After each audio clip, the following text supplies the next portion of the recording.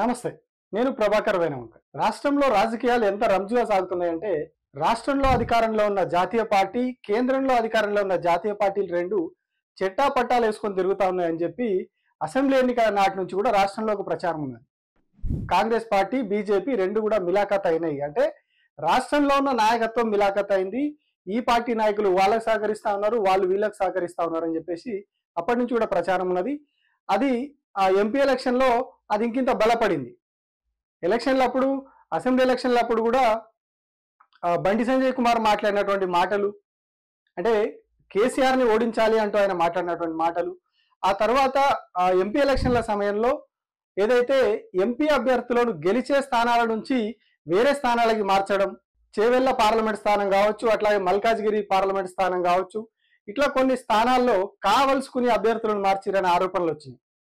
అంటే ఎట్లాంటి పలుకుబడి లేని నాయకులను తీసుకెళ్లి అక్కడ నిలబెట్టడం, కాంగ్రెస్ పార్టీ కావచ్చు, బీజేపీ నుంచి కావచ్చు, రెండు పార్టీలు మిలాఖత్ అయి ఒకరికి ఒకరు సహకరించుకొని వాళ్ళ ఒక పార్టీ అభ్యర్థి గెలవాల్సిన చోట మరో పార్టీ డమ్మిని పెట్టడం, ఈ పార్టీ గెలవాల్సిన చోట ఆ పార్టీ డమ్మిని పెట్టడం, ఇట్లా చేసుకున్నారని చెప్పి అది ప్రచారం జరిగింది. దానికి తగ్గట్టుగా మనం ఆ రిజల్ట్ కూడా అట్లనే వచ్చింది, అది కూడా చూసినాం.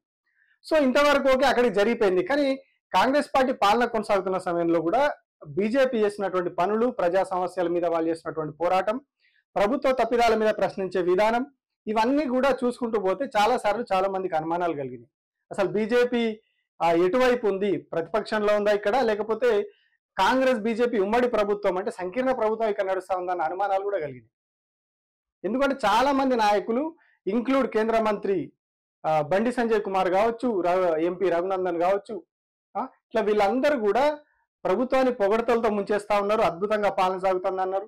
హైడ్రా వంటిది వచ్చినప్పుడు అయితే కొండా విశ్వేశ్వరరెడ్డి లాంటి వాళ్ళు ముందుండి దాన్ని ప్రచారం చేసిరు. హైడ్రా తోటి ప్రజలు ఆర్తనాదాలు చేస్తా ఉంటే కొండా విశ్వేశ్వరరెడ్డి దానికి బీభత్సమైన పబ్లిసిటీ ఇచ్చిండు. ఇంకోవైపు ఏమో ఈటల రాజేందర్ దానికి వ్యతిరేకంగా ఓట్లాడిండు. సో అంటే బీజేపీలోని ఒక సెక్షన్ కంప్లీట్ గా కాంగ్రెస్ పార్టీకి సపోర్ట్ చేస్తా ఉన్నది, ముఖ్యమంత్రి రేవంత్ రెడ్డికి సపోర్ట్ చేస్తా ఉన్నది అనేది గతంలో చాలా రోజులుగా ప్రచారంలో ఉంది. ఇప్పటి వరకు జరిగింది ఒక ఎత్తు. ఇప్పుడు ఏకంగా ఆ పార్టీలో ఉన్నటువంటి ఎమ్మెల్యే రాజా సింగ్ ఆ విషయాన్ని బయటపెట్టాడు. వీళ్ళందరూ కూడా కాంగ్రెస్ పార్టీకి అమ్ముడు వేరు, కాంగ్రెస్ పార్టీకి భజన చేస్తా ఉన్నారు. కిషన్ రెడ్డి కావచ్చు, బండి సంజయ్ కావచ్చు, కొండా విశ్వేశ్వరరెడ్డి, అరవింద్, ఇట్లా అందరు ఎవరెవరైతే రాష్ట్ర ప్రభుత్వం సపోర్ట్ చేస్తా ఉన్నారో వాళ్ళందరి పేర్లైనా బయటపెట్టారు. ఇట్లా ఆయన నిజాలు బయట పెడుతుండని చెప్పి ఆయన పార్టీ నుంచే సస్పెండ్ చేసే ప్రయత్నాలు జరుగుతున్నాయి. సో దానికి కూడా ఆయన సిద్ధమై నన్ను పార్టీ నుంచి బయటకు పంపియండి, పంపిస్తే నేను అసలు భాగవతం అంతా కూడా తీసుకొచ్చి బయట పెడతాను, ఇదంతా కూడా ప్రపంచానికి వివరిస్తాను, అసలు బీజేపీలో ఏం జరుగుతా ఉంది, రాష్ట్ర బీజేపీలో రాష్ట్రంలోనే ఈ గందరగోళం ఉన్నది, ఈ గొడవలనే అని కాదు, ఈ అంశం ఢిల్లీ దాకా పోయింది. ఢిల్లీ పెద్దలు కూడా గతంలో వచ్చినప్పుడు, ఇక్కడ రాష్ట్ర పరిశీలకులు వచ్చినప్పుడు ఇక్కడికి వాళ్ళు చివాట్లు పెట్టిపోయారంట వీళ్ళకి. ఇక్కడ ఉన్నటువంటి కిషన్ రెడ్డి కావచ్చు, రాష్ట్ర అధ్యక్షుడు ఉన్న కిషన్ రెడ్డి కావచ్చు, మిగతా వాళ్ళకి కావచ్చు, మీరు ఏం చేస్తా ఉన్నారు, అసలు ఈ కాంగ్రెస్ తో మిలాఖత్ రాజకీయాలు వద్దు అని వాళ్ళు తిట్టిపోయారు. కానీ అయినా కూడా పరిస్థితి మారలేదు అనేది రాజాసింగ్ చెప్తున్నటువంటి మాట. రాజాసింగ్ అంటే కరడుగట్టిన బీజేపీ వాది, కరడుగట్టిన హిందుత్వవాది, అది అందరికీ తెలుసు. సో ఆయన ఖచ్చితంగా పార్టీ లైన్స్ లోనే పనిచేస్తారు, పార్టీ కోసమే పనిచేస్తారు, దేశం కోసం ధర్మం కోసం అనే నినాదంతో కట్టుబడి అయినా పనిచేస్తూ ఉంటారు. సో అట్లాంటి వ్యక్తి ఇప్పుడు బీజేపీలో ఉన్నటువంటి వాళ్ళ మీద, అందరి మీద కూడా చాలా మంది నాయకుల మీద ఆరోపణలు చేస్తున్నారు, ఇంక్లూడ్ కిషన్ రెడ్డి.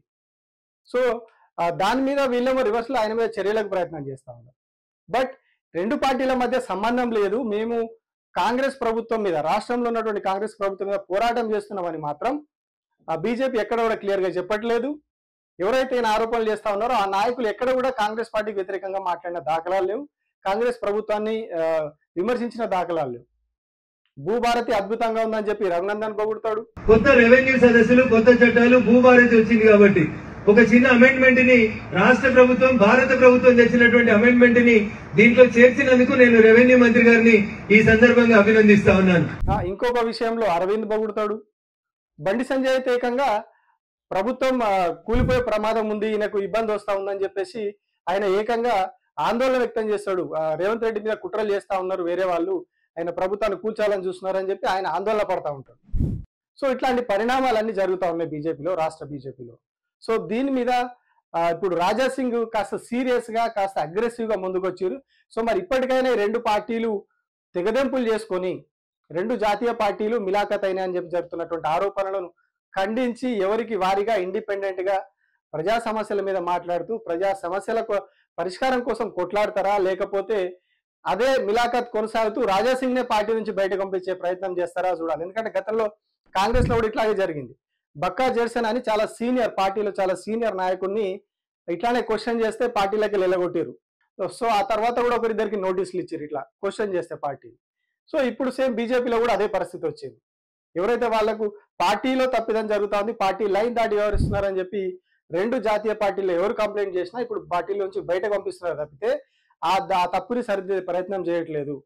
సో ఇప్పుడు రెండు పార్టీల్లో అదే జరుగుతా ఉన్నది. ఇప్పుడు రాజాసింగ్ విషయంలో కూడా అదే జరుగుతా ఉన్నది. సో నెక్స్ట్ ఏం జరగబోతోంది మరి? రాజాసింగ్ నెల్లగొట్టి వీళ్ళ దోస్తి ఇంకో 3 ఏళ్ళు ఇట్లాగే కొనసాగుతుందా, లేకపోతే వీళ్ళు ఎవరికి వారుగా ఉండి బీజేపీ కాంగ్రెస్ కొట్లాడతాయా చూడాలి. Thank you.